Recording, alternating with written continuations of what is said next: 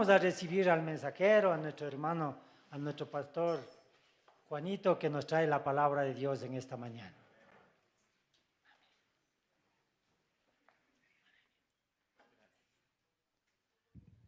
Oremos, hermanos. Mi buen Dios y Padre Celestial, en esta mañana te agradecemos nuevamente por la oportunidad de estar aquí en tu casa, Señor, y poder escuchar tu palabra. Disponemos nuestro corazón y nuestra mente para escuchar lo que tú tienes en este día para hoy. En el nombre de Jesús, amén. Tomen asiento, queridos hermanos.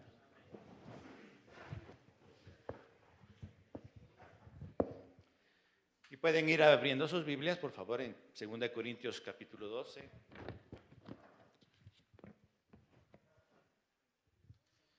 El tema que estamos hoy, o vamos a tratar, es: bástate mi gracia, porque mi poder se perfecciona en la debilidad.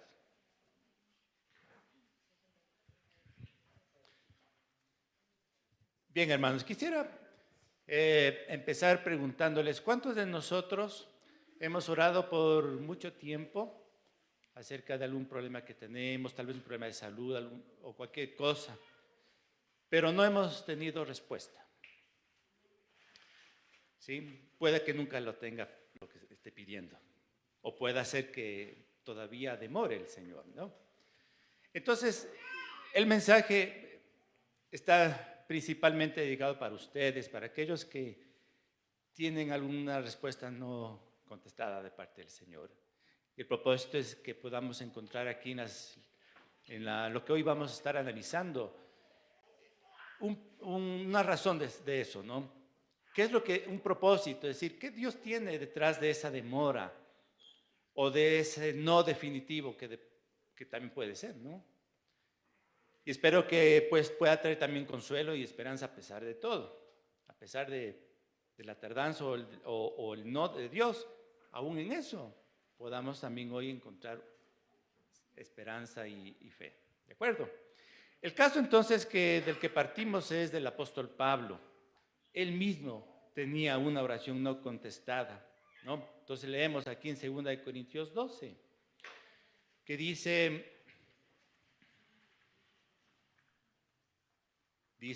versículo 7, y para que la grandeza de las revelaciones no me exaltase desmedidamente, me fue dado un aguijón en mi carne, un mensajero de Satanás que me abofeté, para que no me enaltezca sobremanera.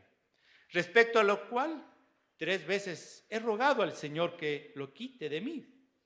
Y me ha dicho, bástate mi gracia, porque mi poder se perfecciona en la debilidad. Por tanto, de buena gana me gloriaré más bien en mis debilidades, para que repose sobre mí el poder de Cristo. ¿Ya ven? Entonces, ¿cuál fue la experiencia de aquí del apóstol Pablo?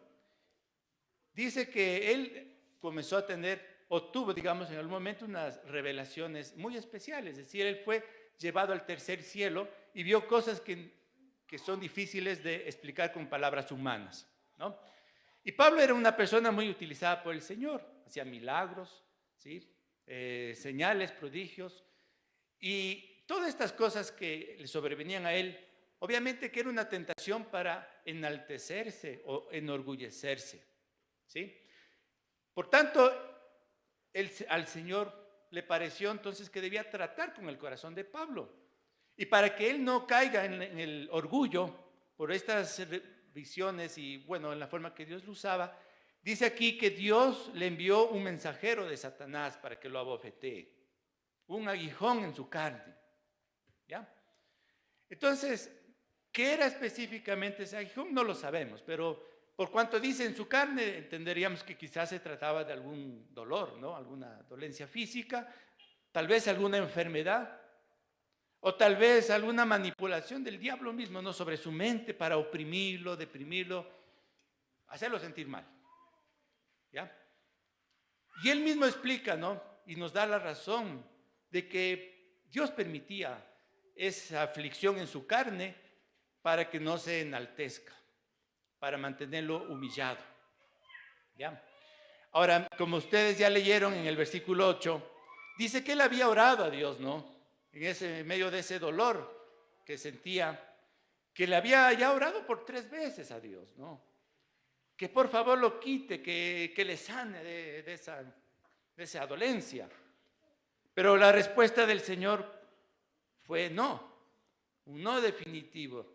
Y aquí nos podría parecer una contradicción, ¿no? Porque todo cristiano está esperanzado que si pido a Dios que me sane, pues Dios me va a sanar, ¿no es cierto? Confiamos en su amor, en su misericordia, y difícilmente entendemos que Dios quiere a lo mejor mantenernos con alguna aflicción corporal. Y difícilmente vamos a aceptar eso.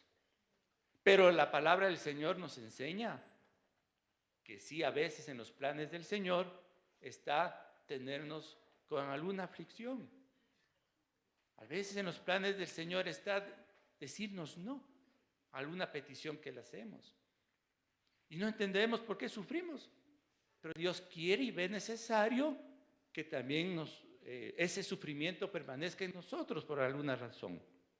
Aquí Pablo nos da una buena razón.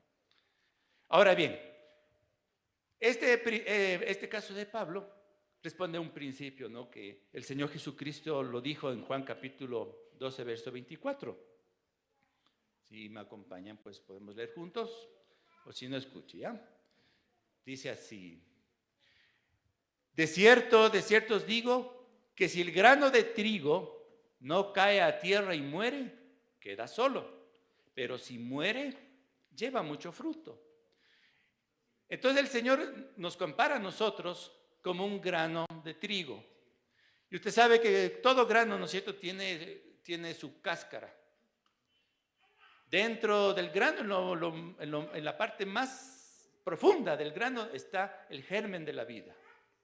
Para que ese germen salga de ahí y produzca una nueva planta y eventualmente nuevos frutos, es necesario que lo que le envuelve al grano tenga que morir. Es decir, esa cáscara se pudra. Entonces el Señor Jesús nos está diciendo a nosotros, ¿no?, que también es necesario que nuestro cascarón, o sea, nuestro hombre exterior, o lo que se llama también la carne, el viejo hombre, eso tenga que morir, tenga que podrirse y morir para que lo que está dentro de nosotros, el fruto del Espíritu, el llamado que el Señor nos ha hecho, salga y dé fruto. No hay otra manera.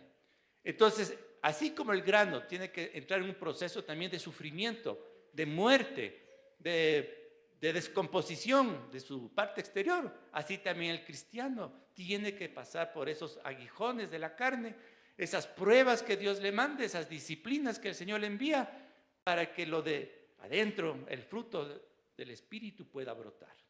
Entonces es un principio bíblico, ¿ya? Ahora bien, casos tenemos, no solamente del apóstol Pablo, y quiero presentar 3 ejemplos para que también podamos ir extrayendo algunas lecciones de este principio. Un ejemplo tenemos en Abraham. Resulta que Abraham tendría unos 60 años de edad cuando Dios lo llama, ¿no?, a salir de su pueblo de Ur de los Caldeos a una tierra que Dios le prometía dársela, ¿no? Y en esa tierra que Dios le iba a levantar una descendencia. Su esposa Sara era estéril. Entonces salen ellos en obediencia, ¿no? Llegan a la tierra de Canaán y ellos esperan, pues, la promesa del Señor, ¿no? Y pasan 10 años, imagínense el tiempo, ¿no? Después de que Dios le dijo que harían de ellos una gran nación, o sea, que tendrían descendencia, ¿no? Pasan 10 años, ¿no? Y nada de venir el niño. Entonces, ¿qué se les ocurre? Se les ocurre que podrían tener hijos a través de otra mujer, es decir, por medio de la esclava que ellos tenían. Y bueno, tiene Abraham el hijo, pensando él entonces de que la promesa que Dios le había hecho se iba a cumplir haciendo de esta manera, teniendo un hijo aparte de su esposa. Tienen el hijo y después, ¿qué nos cuenta la historia? Que fue un dolor de cabeza. Obviamente esto no le agradó al Señor, ¿ya? Ahora bien, ¿qué quiero decir o comparar esto con la experiencia de Pablo? Pablo dice un aguijón en la carne. ¿Cuál es el aguijón de la carne en el caso de ellos, de Abraham y Sara? el vientre de la matriz de Sara. Ahí estaba el aguijón de Dios. Por algún motivo, Dios la mantuvo estéril. Ya tenían luego 70 años, ella 70 años. Bueno, ¿cómo va a tener hijos a los 70 años? Y ahí permanecía el aguijón de Dios. Luego pasaron otros 13 años más, es decir, en total 25. Ya Abraham tenía casi 100 años de edad, Sara 90. Y todavía no venía el hijo, imagínense ustedes, ¿no? Pero ese es el trato que Dios puso a ellos para justamente descomponer ese cascarón de afuera. ¿Cuál era el cascarón? ¿Cuál era esa obra de la carne que tenían que ser tratados? ¿Sabe cuál era? Esa falta de confianza en Dios. Y que por esa falta de esperar en Dios y a la manera de Dios, ellos tomaron la opción de tomar un hijo de otra manera, de tener un hijo de otra manera. Así no se hacen las cosas. Lo que un cristiano tiene que aprender es que las cosas se dan en el tiempo de Dios y a la manera de Dios. Sí. Para eso sirvió ese aguijón en la matriz de Sara. ¿Ya? Ahora bien, las cosas, obviamente con el tiempo, a nosotros nos trae esa lección porque en Romanos capítulo 4 nos dicen, de los dos, ¿no? Y nos dice que ellos se mantuvieron de todas maneras, ¿no? A pesar de esperar tanto tiempo, mantuvieron su fe. ¿Ya? Si bien es cierto que se equivocaron en esto que les comento, pero mantuvieron su fe y se fortalecieron dando gloria a Dios y esperanzados que Dios da vida incluso a los muertos, porque ya estaban ellos casi que muertos, ¿no? Por la edad avanzada. Y así luchaban en su interior, finalmente llegaron a ser nuestros padres de la fe. Bueno, un ejemplo, mire, otro ejemplo. El nieto de Abraham, Jacob, ¿sí? Jacob resulta que desde muy pequeñito, siendo él el segundo, quería ganar el puesto del primero, ¿sí? Y por eso entró en una lucha eterna con su hermano mayor, por ganar la primogenitura. Desde el vientre de su madre, estos dos hermanitos que eran mellizos, luchaban por esto. Y Jacob, finalmente, ya cuando luego ellos crecieron, hizo algunas cosas para ganar la primogenitura, pero hizo malamente. ¿Ya? ¿Cuál fue esa obra de la carne? ¿Cuál fue esa debilidad humana que estaba en Jacob? Hermanos, esto se llama engaño. Dice que Jacob primero le engañó a su hermano. En algún momento cuando él tuvo hambre le dijo, mira, vos tienes hambre, yo aquí tengo un plato de lentejas. ¿Quieres el plato de lentejas? El ñaño que dijo, bueno, pues no. Y él dijo, bueno, pero a cambio me vas a dar tu primogenitura. El otro dijo, bueno, ¿para qué va a servir esa primogenitura? Te la vendo, ¿no? Es decir, por el hambre, ¿no? Se aprovechó del hambre y resultó así. Primera vez. La segunda vez, en cambio, ya estando su padre ya próximo a morir, ya viejito, ya casi ciego, y sabiendo de que al final de los días de su padre, él iba a dar la bendición e iba a poner la primogenitura sobre uno de ellos, entonces Jacob se disfraza de su hermano mayor, entra al cuarto de su papá y le dice, soy Esaú, bendíceme, dame la primogenitura. Y el papá, ya le digo, medio ciego, no se da cuenta y le bendice a él. Cuando llega su hermano se da cuenta que Jacob le había robado la primogenitura. Es decir, mire, aquí tenemos a un Jacob envuelto en un cascarón, ¿no es cierto? En una cáscara que se llama engaño y suplantación.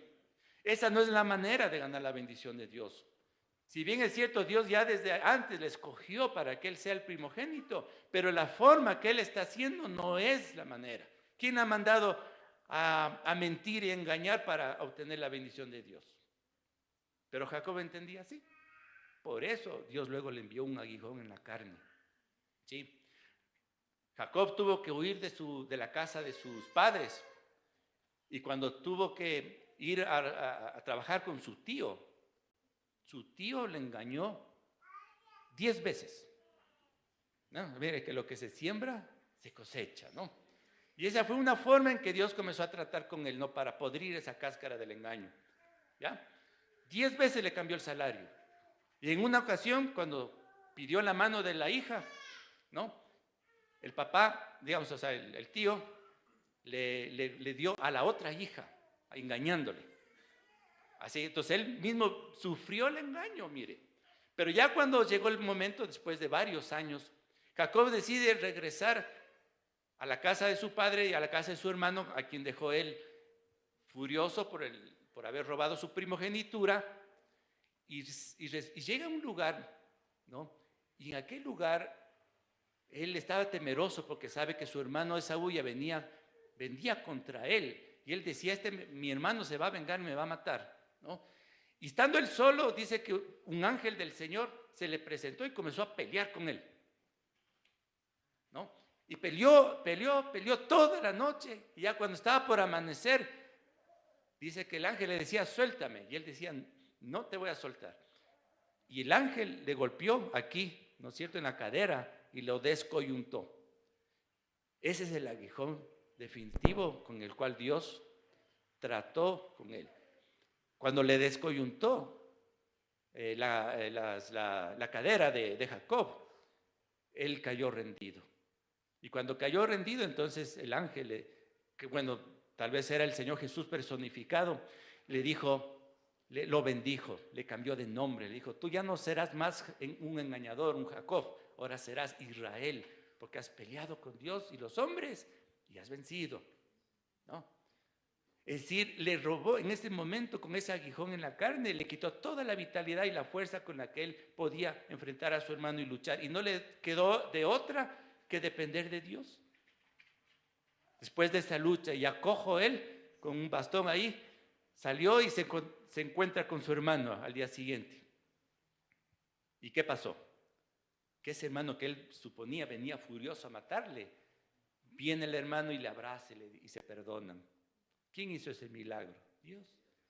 Entonces, mire, cómo Jacob tuvo que aprender, ¿no es cierto?, con una herida en su cadera y otras cosas más que le pasaron, ¿no?, para finalmente saber que Dios es el que hace los milagros. Ahí nos da a nosotros, mire, una lección, ¿no?, de que nosotros no empleemos cosas como el engaño o hagamos cualquier cosa por ganar una bendición. Dejemos las bendiciones en las manos del Señor, pues, ¿no?, que Él las hará definitivamente. Bueno, y el tercer caso, ¿cuál es el tercer caso que quiero comentarles? Alguien más sufrió en su cuerpo, ¿no?, un aguijón de la carne que Dios mismo le envió, ¿no?, para que no confíe en sí mismo, sino en Dios.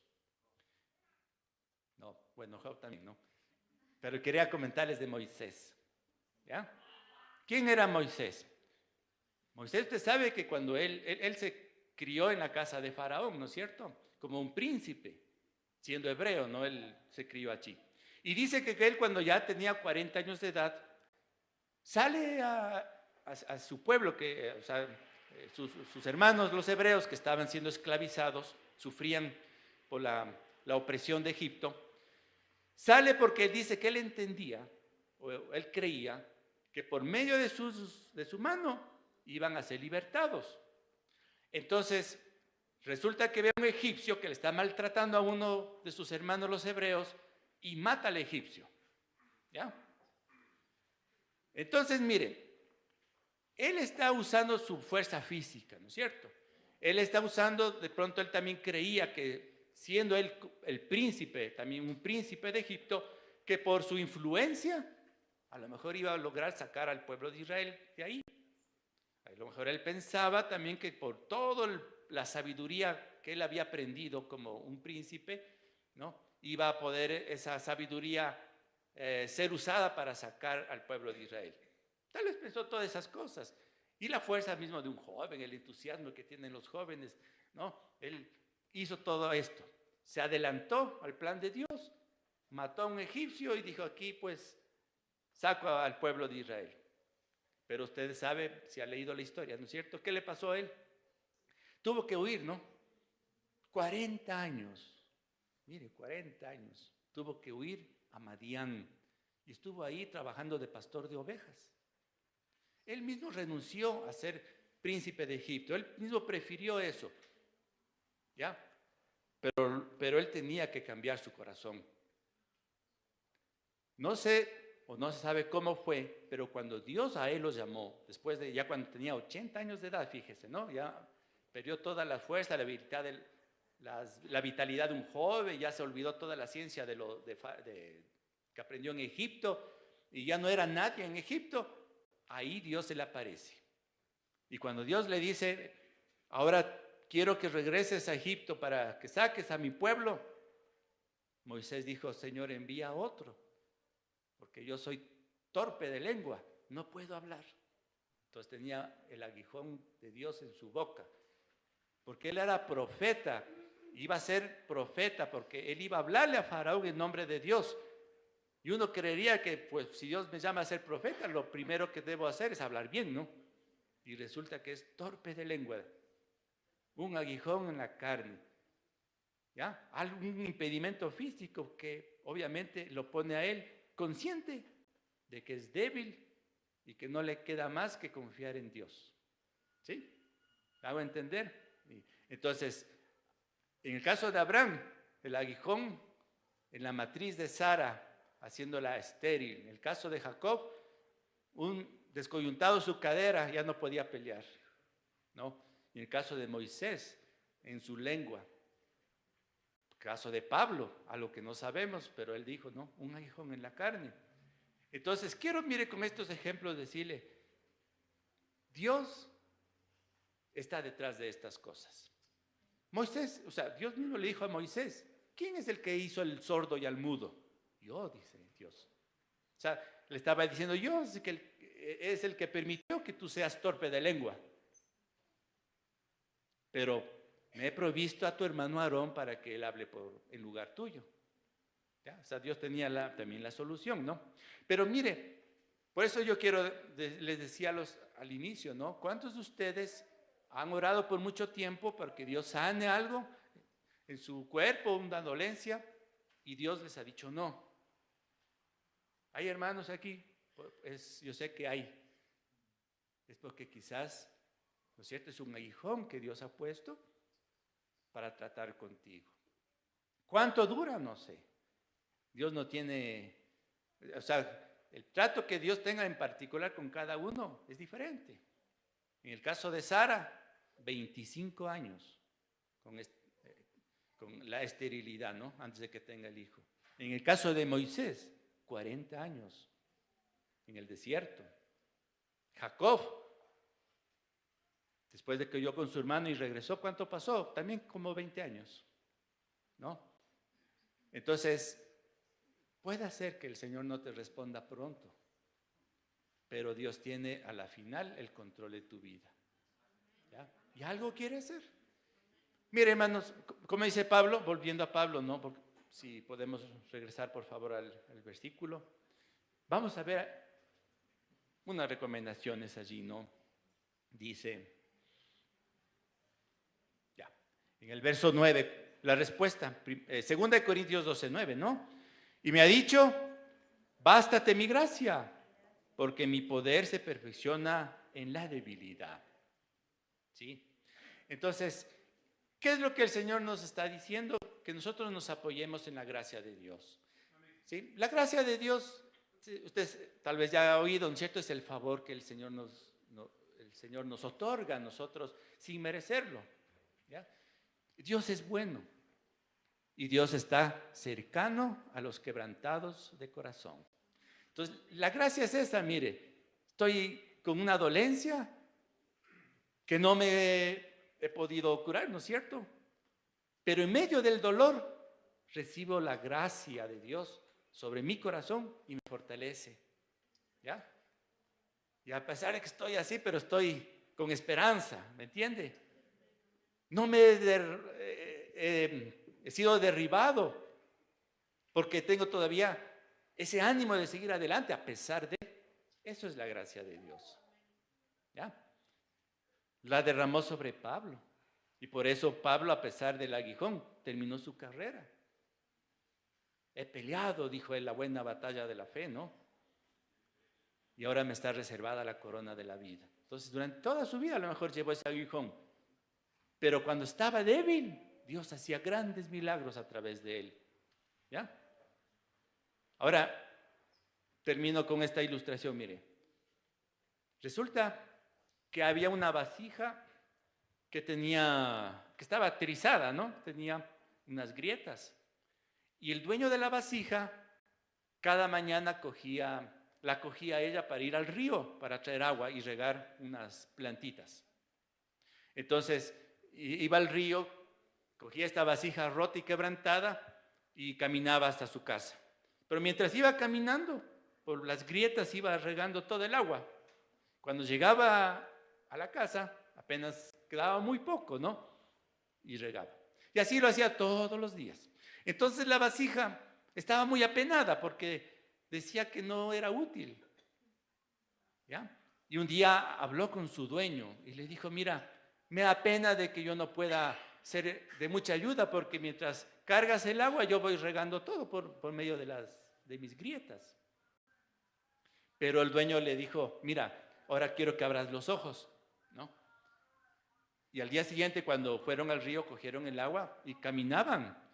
Le dijo el dueño, mira, durante todo el camino, si ves todas estas flores, ¿sí? Tú las hiciste, porque mientras ibas regando el agua por tus grietas, ibas alimentando estas flores. Así que no te lamentes. Tus heridas sirvieron para mucho, solo que no te dabas cuenta. Entonces Dios quiere decirte lo mismo.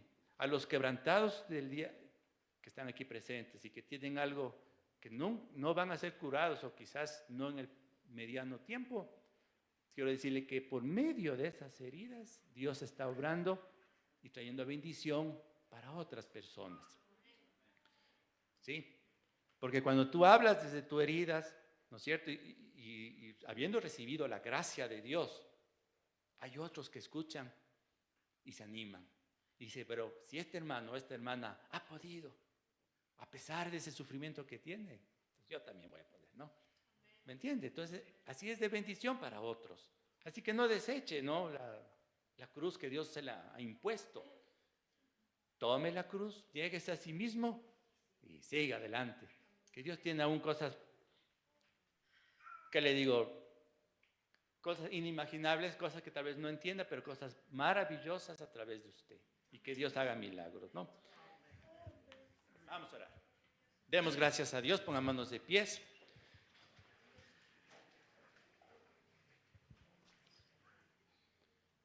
Querido Dios y Padre Celestial, hoy queremos rendirnos ante ti. Ya no seguir peleando por nosotros mismos en nuestras fuerzas o queriendo que las cosas sucedan ya rápido o a nuestra manera. Hoy reconocemos que hemos fallado muchas veces al actuar de esa forma. Hoy entendemos, Señor, que hay un propósito detrás de mi sufrimiento y que solamente tú quieres que lo acepte, lo viva con eso y que a través de eso sea de bendición a otros. Así que solamente pedimos hoy, Señor, tu gracia, que esté sobre nuestras vidas a fin de cumplir con ese llamado y de ser de bendición. Nos entregamos a ti, Señor, y haz lo que tú quieras en nuestra vida. En el nombre de Jesús. Amén. Papelito, les dejo. Dios les bendiga, hermanos. Amén, Pastor Juanito, muchas gracias. Así es que, ¿qué dolor está pasando usted?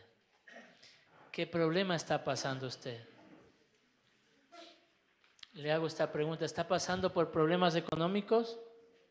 Si está pasando por problemas económicos, bástate mi gracia. ¿Está pasando por problemas con la familia, los hijos, alguien en la casa?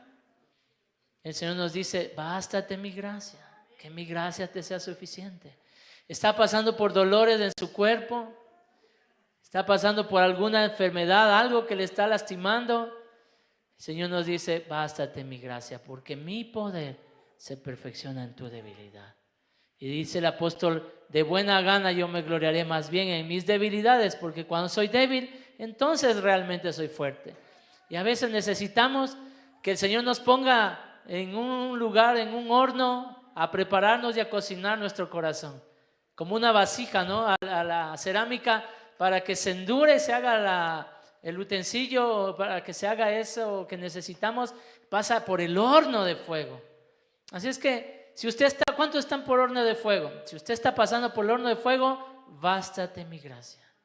Porque mi poder, dice el Señor, se perfecciona en tu debilidad, en tu dolor y en tu sufrimiento. Ahí se está perfeccionando el poder del Señor, preparando nuestro corazón para que seamos más templados, para que nuestro amor por las demás personas sea mejor, para que seamos más pacientes, para que podamos entender a alguien cuando está pasando por problemas también. Entonces, si usted está pasando por problemas, también para que pueda sostener a otro que esté pasando por dificultades.